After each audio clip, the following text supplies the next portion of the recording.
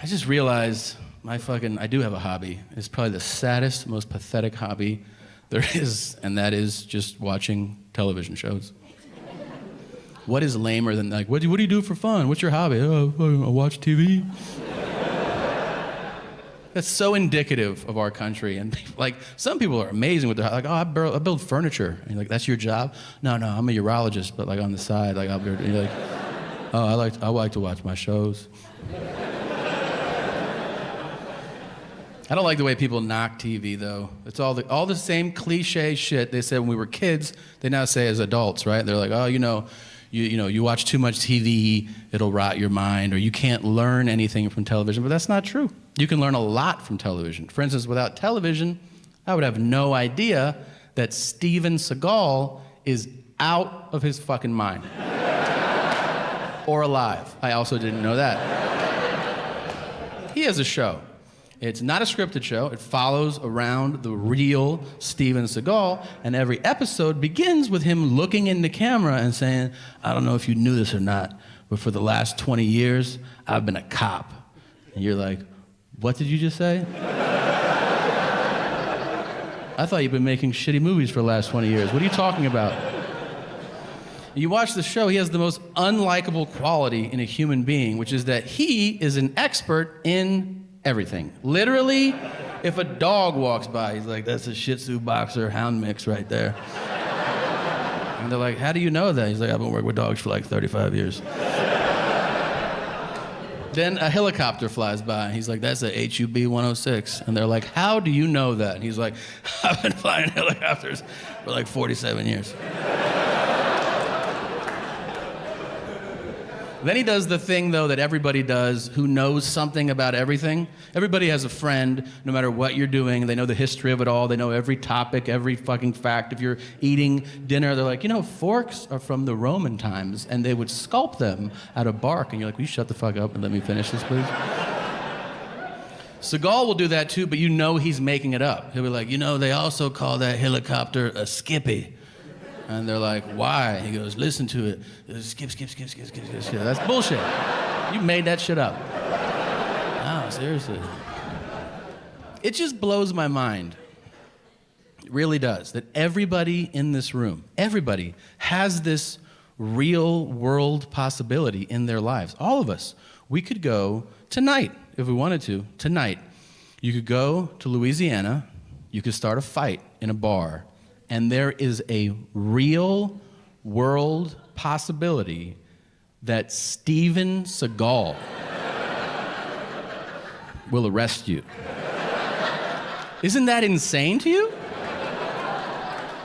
I've lost sleep over this shit. I mean, that's crazy. That's literally like if you leave here and you roll through a stop sign and then Sylvester Stallone is like, hey, roll it down. And you're like, get the fuck out of here.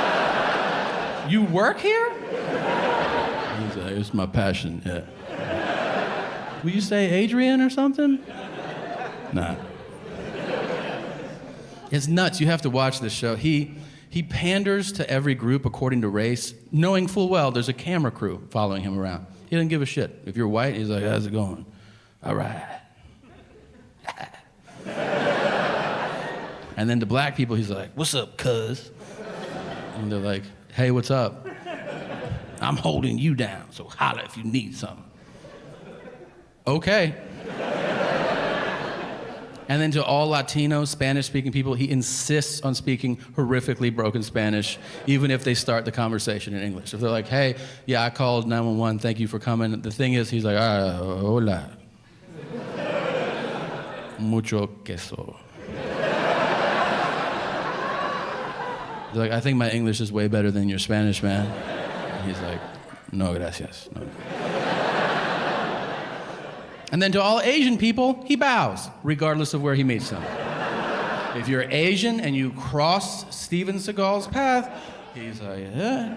And you sit and they go, hey, I was born here, you dick. Like, you don't have to do that. And he's like, sorry, I've been doing martial arts for like 85 years.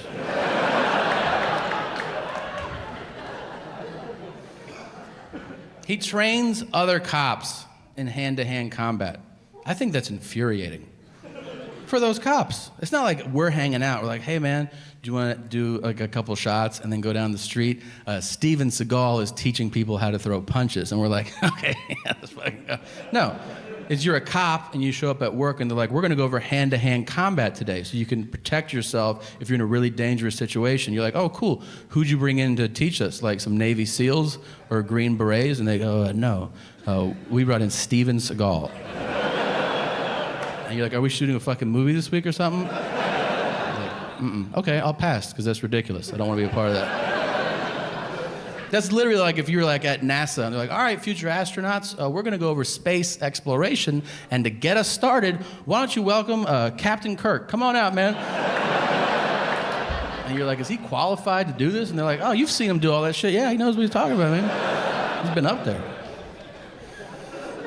They show him teaching people how to fight. It's horrible. He's bloated now. He doesn't have the same range of motion. He's like, everybody line up. If somebody throws a punch, you can block it like that.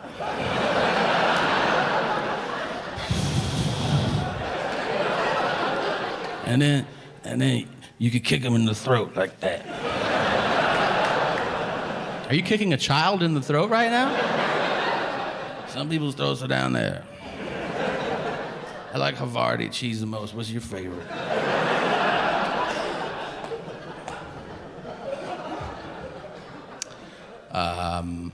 I'm sorry that I'm fat. I swear to God, there's no more liberating and fun thing to do in this world than scream in your best aggressive black guy voice. Holy shit. So much fun. I highly recommend you do it. Not if you're black. If you're black, you already do it. But if you're white, do it. Do it in public. Do it where there are black people.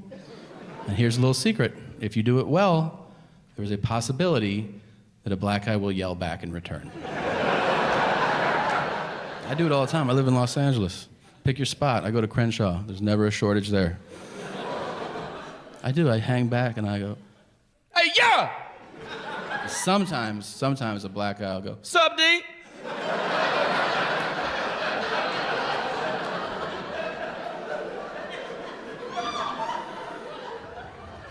I did it to Big Daddy Kane one time. I swear to God. I swear, hand to God. If you don't know who Big Daddy Kane is, you can go fuck yourself, okay?